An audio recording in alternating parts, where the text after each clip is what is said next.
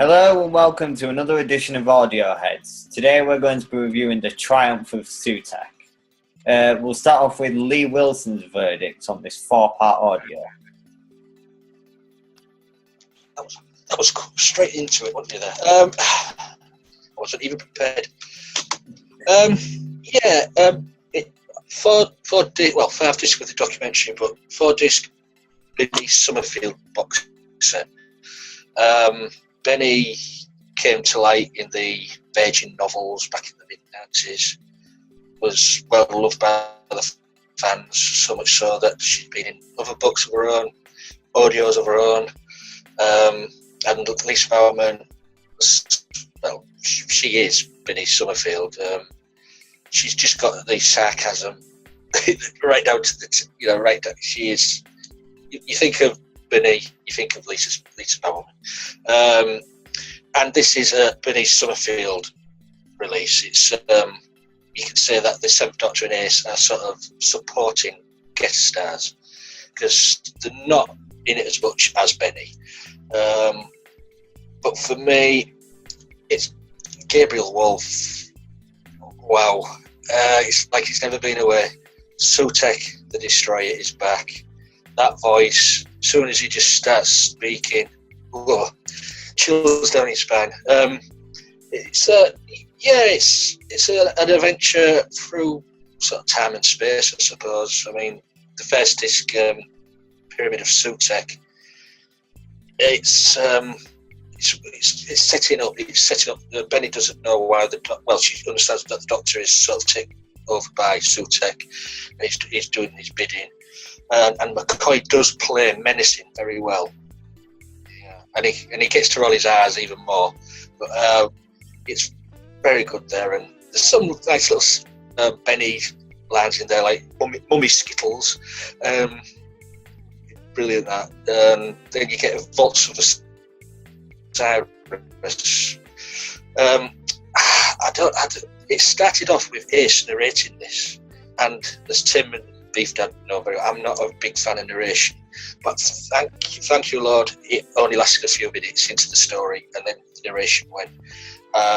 This is very good. This is the second story. It's Benny and Ace, and I hope Big Finish do more just Benny and Ace audios because they work so well together.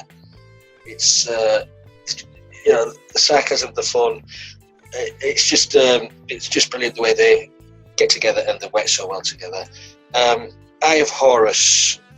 This is where Benny is on her own again. She's not with Ace anymore again, and she gets the Doctor. She finds the Doctor again, who doesn't remember her. But we found out that he's protecting his mind from Sutekh, so he's emptied his mind, so he can't remember anything. Well, good Time Lord trick. And I just like the phrase Benny, God of beer and hope. And Benny just loved that quote because she went, I've no arguments with that.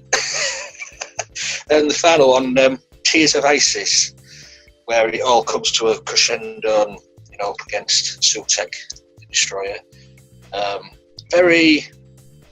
You get the destroyed world, which we saw in Pyramids of Mars, and then you get even the scene with the skeletons rising. It reminded me of Jason and the Argonauts and stuff like that. It's a lot of influence in this.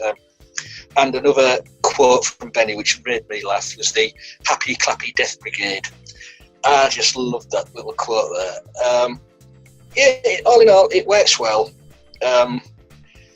Is it too long? It drags here and there a little bit. Could have worked better as just a 2-disc set, maybe, I don't know. But for me, all in all, I'm going to give this an 8.5 just because Sutekh is back and he has not gone anywhere if you've listened right to the end of the disc. So an 8.5 from Lee. What does Tim Wallace think of this?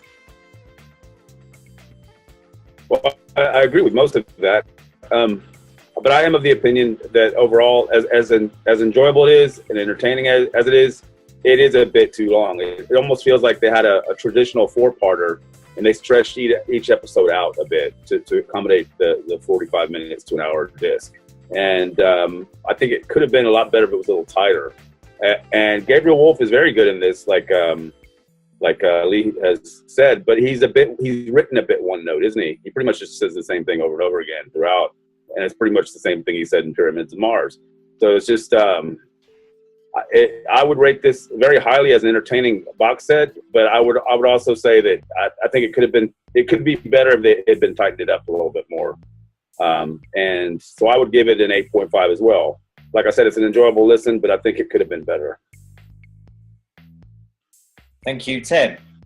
What does Susan think of Triumph of Sutekh? Well, Sutekh is the destroyer. Sutekh wipes out the Earth in the future, and it's up to the Doctor and Ace and Bernice Summerfield to solve the problem and return. He did a whole lot more damage than he did in the Pyramids of Mars. I really like the Pyramids of Mars. I love his robotic mummies that kill you with their breasts. I mean, it takes a certain sort to be able to kill one with one's breasts. I mean, that's really an incredibly talented. Anyway, enough of that. And I really like the fact that the Fourth Doctor and Sarah were like forced to confront these things and the evil. And the thing was really great. The Fourth Doctor episode was really great with all the outdoor shots and stuff. This one had, it had soundscapes of dead people. It had soundscapes of dead bones. It had soundscapes of tornadoes and wind, and it just blew my mind. It took me so many other places than could be achieved in a visual sense. It was like, wow, the Ezekiel bone type deal with Isis at the end was wild. This is like Isis was the other Osirians who had entombed Sutekh before were brought back into the picture, which was interesting. They were there, sort of dead, standing watch over him, and then they became, animated, and it was just really cool. I mean, there was a lot of really, really cool things about this, and I enjoyed the interplay between Ace and Bernice so much. Lisa Bowerman and Sophie Aldred did such great work together and apart, and wow.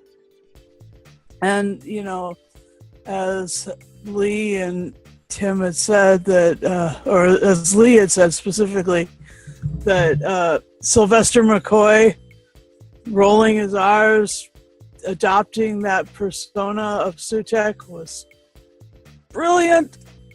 I mean, he really nailed it. He really made me scared that the Doctor might not be good anymore. Am I a good man? He says, no. Anyway, that's like that's resolved. And let's see. The other thing that was really cool, I loved the Sutekh stories. I love how he controls, people and stuff. And so, yeah, I think I'll give it a 9 out of 10. A 9 out of 10 from Susan. So now we'll go over to Germany and hear Beef Dad's verdict on this box set. It relies very, very heavily on the listener's imagination. Very heavily. As Susan said, the soundscapes that they use really trigger imagination. Brilliantly done. Bernice and Ace, what a team. Absolutely brilliant together. Real piece of magic. Sylvester McCoy, there was a little less of him in this, and I didn't mind that. I don't mind a Dr. Light story. Gabriel Wolf as Sutekh. That man is just amazing. That voice is just so creepy. It sends shivers up and down your spine. But for me, being of a sort of ancient historical bent, the Eye of Horus story was so good. The way they actually wove the story, their story, into the actual historical story with Tutmosis and Hatshepsut. Hatshepsut was brilliant. Shakuntala Ramani and Matthew J. Morgan played Tutmosis. And the incredible thing about was she was basically the first ever female pharaoh, and because her son her stepson Tutmosis was too young to get to the throne and didn't really have the support of some of the religious leaders, but other members of the religious community, should we say, in Egypt, certainly the high priest in the temple of Luxor, was very anti the idea of Egypt being ruled by a woman, and so they persuaded Tutmosis to depose his mother. And yeah, she erected these massive obelisks everywhere, and they had them torn down. They had her name removed from monuments all over, and basically we knew nothing very much about Hatshepsut until they discovered her mortuary temple. And one of the things that she was very, very heavily into, which you would expect from a woman in that period, was healing. And part of the mortuary temple is a great big relief with all sorts of herbs and their uses in medicine in ancient Egypt. And they learned a lot about the medicine of ancient Egypt from Hatshepsut's mortuary temple.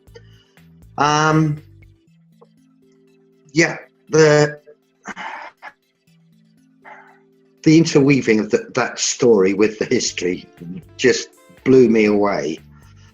And then you follow that with the Tears of Isis.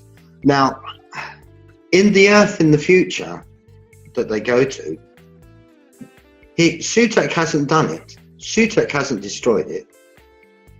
It's been done by the sun and solar flares. And eventually, Isis, the healing Tears of Isis, bring rain to the earth and clear the dust from the sky. So you get blue skies, you'll get clouds, you'll get seas, you'll get growing things again. And Isis, brilliant. But you've got to mention Alex, who was basically found in the cellar. I will say this about Professor Summerfield. She spends an awful lot of her time in cellars and in tombs. As Alex, the young girl who basically has been adopted by Susanna and I think it's Cortland, isn't it? The husband. And those two are cultists. And when they get killed off, you go, yes, good, brilliant. But it also turns out that possessing Alex is Isis. Actually, it's a shame that they didn't include her sister Netflix in this. But yeah, excellent, brilliant piece of work. I listened to the Pyramid of Sutekh yesterday, and I did the other 3 in one sitting today. And I didn't get bored. I didn't lose it. It kept my attention, particularly, as I say, the Eye of Horus disc, which is episode 3, which I would recommend to anybody.